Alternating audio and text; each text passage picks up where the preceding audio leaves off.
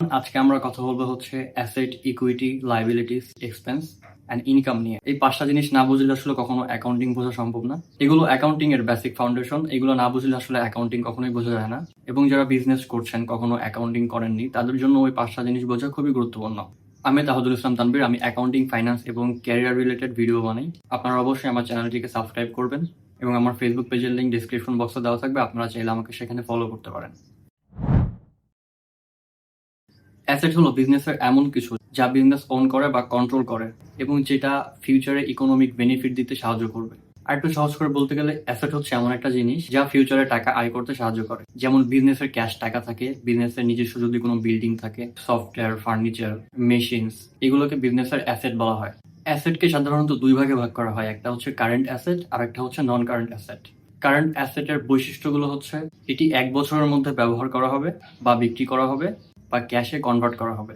এগুলোকে current asset বলার কারণ হচ্ছে কারণ এগুলো সাধারণত 1 বছরের মধ্যে বা শর্ট টার্মে দ্রুত পরিবর্তন হয়। যেমন ক্যাশ টাকা প্রতিদিন ব্যবহার করা হয়, বিজনেসের যে ইনভেন্টরি থাকে সেটা কয়েক মাসের মধ্যে ব্যবহার করা হয়, বা যদি কোনো শর্ট টার্ম ইনভেস্টমেন্ট থাকে 1 বছরের কম, সাধারণত সাপোজ ধরেন কোথাও বিজনেস 6 মাসের জন্য ইনভেস্ট করেছে, সেটাও কারেন্ট অ্যাসেটের মধ্যে পড়বে। আর নন কারেন্ট অ্যাসেট সাধারণত 1 বছরের মধ্যে ক্যাশে কনভার্ট করা হবে না বা 1 বছরের মধ্যে নিঃশেষ হয়ে যাবে না। আর একটু সহজ করে বলতে গেলে যদি লং টার্মের জন্য বিজনেস কোনো জিনিস ব্যবহার করে সেটাকে অ্যাকচুয়ালি নন কারেন্ট অ্যাসেট বলা হয়।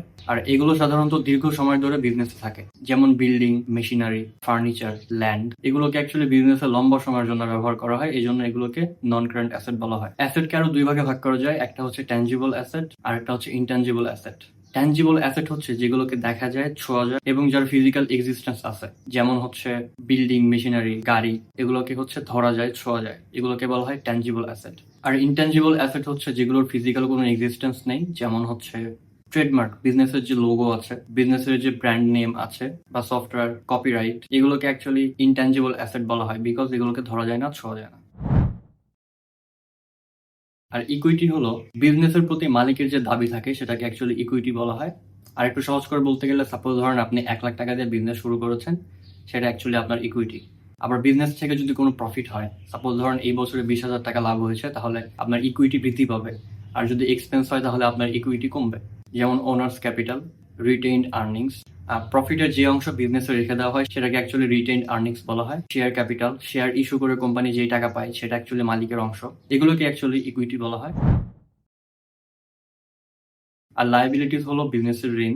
একটা বিজনেসকে ফিউচারে যেই টাকা পরিশোধ করতে হবে সেটাকে অ্যাকচুয়ালি লায়াবিলিটি বলা হয়। বাংলাতে একে দায় বলা হয়। যেমন ব্যাংক থেকে লোন নেওয়া, ফিউচারে ব্যাংকে এই টাকা পরিশোধ করতে হবে, বা ট্যাক্সের টাকা এখনো সরকারকে জমা দেওয়া হয়নি, বা কোম্পানির শ্রমিকদের এখনো স্যালারি দেওয়া হয়নি, এই সবগুলোকে লায়াবিলিটিস বলা হয়। লায়াবিলিটিসকেও আপনারা দুই ভাগে ভাগ করতে পারেন, একটা হচ্ছে কারেন্ট লায়াবিলিটিস আর একটা হচ্ছে নন কারেন্ট লায়াবিলিটিস। কারেন্ট লায়াবিলিটি হচ্ছে যেই দায়টা 1 বছরের মধ্যে পরিশোধ করতে হবে, যেমন শর্ট টার্ম লোন।